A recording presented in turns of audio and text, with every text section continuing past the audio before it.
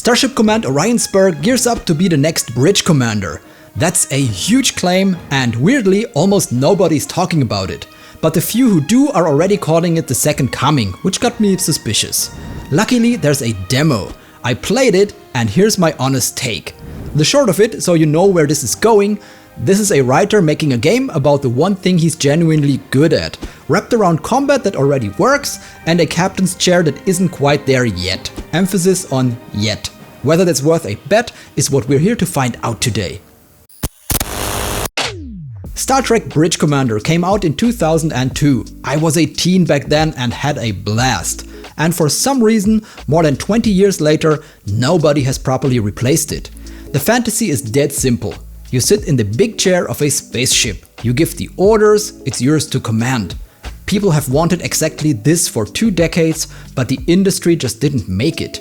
And then Starship Command Orion Spur shows up along with a Kickstarter campaign promising the captain's chair back. One thing to keep in mind before I get into it, because it changes how you should watch the rest. This isn't even early access, it's a very early build, a proof of concept. So I'm not judging whether it's polished today, I'm judging whether the foundation, the tech, the core design is strong enough to become something special. With that said, let's get into it. The universe is the easy win. The setting is strong. You're commanding the CSV Leonidas, one of 4 ships left after a first strike wipes out most of the fleet. Outnumbered 10-1, trying to keep civilians alive against an enemy that isn't after territory. It's a grim setup that has a lot of potential for interesting missions, dialogues and tough choices you're forced to make. Now, Bridge Commander had a story too, even a couple of diplomatic choices.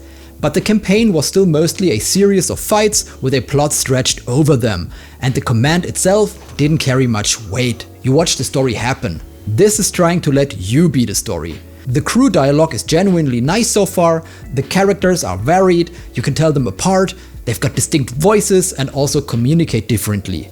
The bones of something good are clearly there. That's not a coincidence, because here's who's making this. Starship Command is built around the universe of Daniel Gibbs, a military sci-fi author with quite a large back catalog.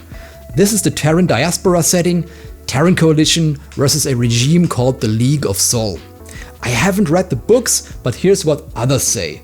They are character driven, a lot of weight put on command and conscience, and the cost of ordering people into the dark. Gibbs isn't a coder who learned to write, he's a writer with a dedicated development team. So when the pitch says this is a story about who you become when the rules of war fall apart, that doesn't seem like an empty promise.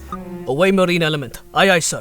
Lieutenant Ross asked for guidance on using lethal ammo or stun rounds, sir. And that's the whole bet this game is making. Outright Bridge Commander, even if the tech still has some catching up to do. Hold on to that, because the tech is exactly where the one big but fixable problem lives, and I'll get into it. And I said to be honest, so let's be honest. The pacing of the conversations needs work. And there's this officers meeting around an enormous conference table where half of the room is sitting so far away you can barely tell who's who. Nobody talking gets a close-up, so the scene loses most of its character. Maybe zoom in on whoever is speaking and half of the problem goes away. Also, the character models themselves are bare bones right now, as well as a lot of the other models and textures. Lighting, animation, anti-aliasing, upsampling, all of this needs serious work. The dev team is aware of that though, and already working on new character models, for example. And like I said, this is a proof of concept, so I don't hold all of that against them. Now, let me tell you about the best moment of the demo. The moment you leave the chair and take direct control in the external view. Space combat is already working astoundingly well. You're flying the ship yourself via WASD and you've got good spatial awareness. The system grew on me the more I played it. It's mostly about energy distribution and heat. Everything you do generates it. Weapons, shields, engines, all of it. Push too hard and your reactor shuts itself down to keep from cooking. Now you're powering everything back up by hand in the middle of a fight, hoping nobody noticed. Possibly repairing a reactor you just damaged. Combat stops being hold down fire and becomes power management, while you have to pick targets, decide how to position and which weapon to fire. The weapons feed into the same idea. They split 3 ways: beams, cannons, missiles. Missiles get shot down by point defense, so you have to knock out a ship's active defenses before you can land them properly. Cannons work better at close range but can be dodged. Both come with different ammunition types like EMP and armor piercing, and firing modes like stacked fire for the cannons. The neutron beam is your long range option. Shields are quite complex too, left, right, fore, aft, dorsal and ventral, and they deplete quickly if hit with the right weapon or ammo type. So the challenge is to turn your good side to the enemy and buy time for the hammered side to recharge. It pairs well with the heat system, you're constantly trading position, power and speed. And when things break, you've got 3 damage control teams to spread across sensors, engines, weapons, reactor and shields. So mid-fight you're juggling heat, facing, ammo and triage all at once, and it never tips into busy work. The honest summary of the combat is that it's deep enough to have a real learning curve, but not so deep it tips into hardcore simulator territory. And for what the game is trying to be, that's exactly the right place to sit. The HUD though needs work badly. Right now figuring out which enemy shield facing is down means reading a stacked list, and in a real-time fight you don't have time to read. Put it on the ship. Show me the damaged facing on the 3D model of the thing I'm shooting at. Like, let me see it, not parse it. Which brings me to the part everyone is excited about and the one I have the most to say about. The thing I teased at the start, the bridge. Here's my problem. Right now it doesn't really work yet. Hear me out. The core reason is something I want to actually explain because it's the single biggest thing this game has to solve. On the bridge you have no spatial awareness. When you're sitting in the chair giving orders, you cannot read the battle. You don't know where you are relative to the enemy, where they are relative to each other, who's about to flank you. And the commands you've got don't really help. Evasive maneuvers. Okay, evasive in which direction? Where is the helm actually putting me? I have no idea because the main screen only displays my target and I can't see the battle space. It's a command that does something somewhere, but you can't see what exactly. Also, you never have all the information you need on screen at the same time. Weapons and targeting only appear once you have the tactical officer selected. Energy distribution and damage control options are displayed if you select the engineering officer. So at the moment it's a tedious back and forth. But here's the thing, this isn't me dunking on the devs for missing it. They already know and told me straight up, nav doesn't really do anything yet, and Bridge Commander had this exact same problem if you remember. And as I said, the developers are aware of the issue and are thinking about a way to give us the spatial awareness we need.